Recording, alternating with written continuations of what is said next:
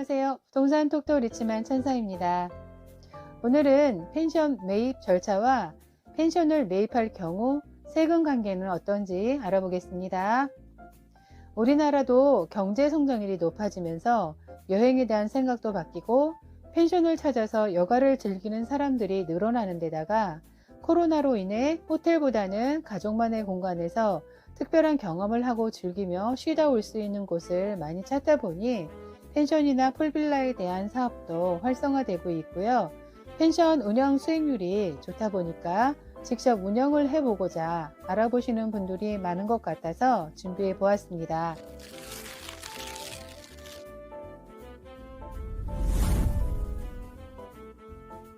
오늘 과정은 이미 건축되어 있는 펜션을 매입하는 과정으로 준비했습니다.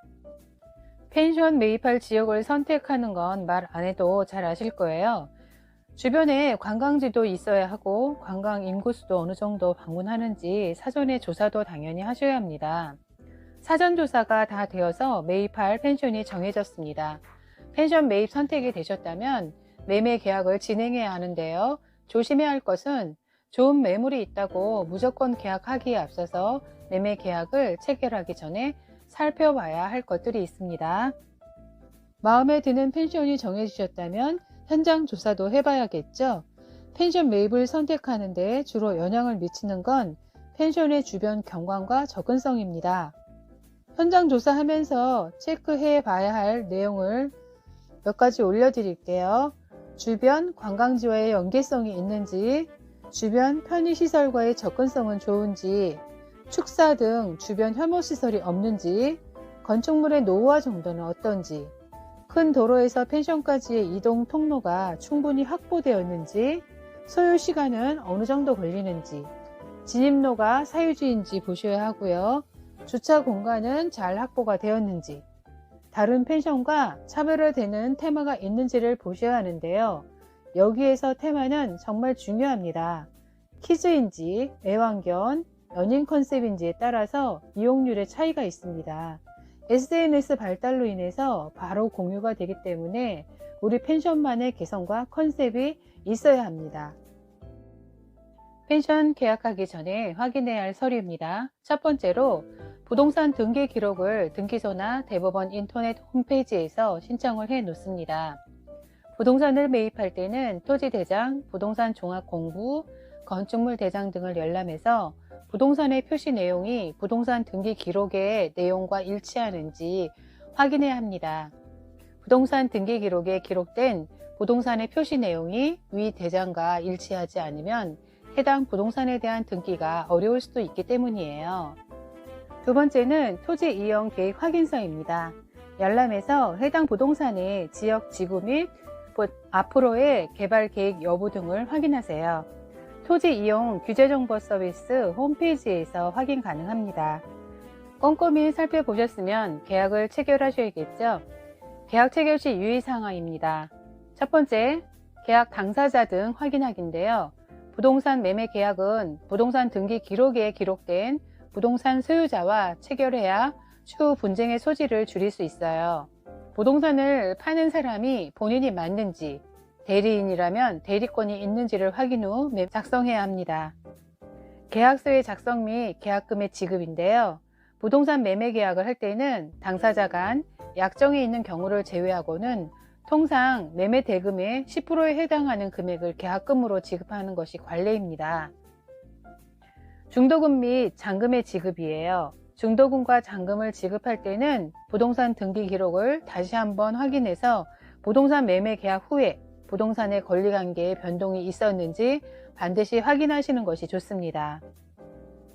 계약이 완료되었다면 신고해야 할 세금들이 있네요. 계약 체결 후의 마지막 절차인데요. 부동산 실거래가 신고하셔야 됩니다. 부동산 거래 신고 등에 관한 법률에 의해서 생활용 숙박시설은 부동산 매매 계약 체결 후 30일 이내에 부동산 실거래 신고를 해야 합니다. 두 번째는 부동산 소유권 이전 등기인데요. 이는 등기소에 방문하셔서 신청하거나 인터넷을 통해 신청하셔도 됩니다. 이 모든 과정이 끝나야 소유권을 완전히 취득하게 되는 겁니다. 세 번째는 임대사업자 등록인데요. 계약 후 20일 이내에 일반 임대 사업자를 등록하셔야 합니다. 펜션 매입 시 관련 세금 정리해 드립니다. 펜션 매입을 하게 되면 납부해야 하는 세금들이 생겨납니다.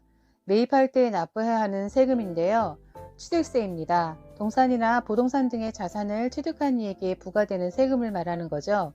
취득세는 부동산을 취득한 날로부터 60일 이내에 신고 납부해야 합니다. 취득세율은 4.6%입니다.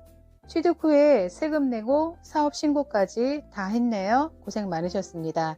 사업을 하다 보면 소득에 관한 세금, 부동산 취득에 관한 세금, 매도를 하게 되면 양도소득세 세금이 기다리고 있어요. 내야 할 세금들이 많죠. 매입 후 보유함으로 인해서 납부해야 하는 세금이 있습니다. 첫 번째는 재산세입니다. 토지, 주택, 상가 등을 소유하는 사람이 내는 세금인데요. 매년 6월 1일 기준으로 사실상 소유하고 있는 자가 내는 세금입니다. 운영하면서 내야 할 세금입니다. 부가가치세인데요.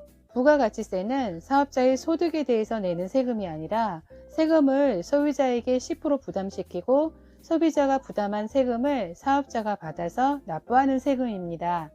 영리 목적의 유무에 관계없이 관할 세무서장에게 신고하고 납부할 의무이고요. 펜션 사업자는 1년에 2회 부가가치세를 신고하고 그 세액을 납부해야 합니다. 다음은 종합소득세인데요. 소득세 가운데 가장 대표적인 것이고 개인에게 기속되는 각종 소득을 종합하여 과세하는 소득세입니다.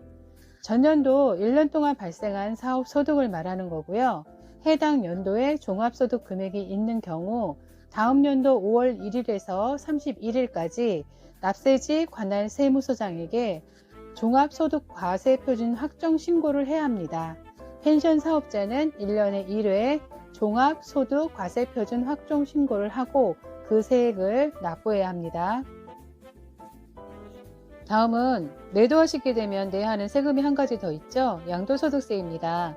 양도함으로써 인해 발생하는 이익을 과세 대상으로 해서 부과하는 세금인데요. 세율은 6%에서 42%입니다.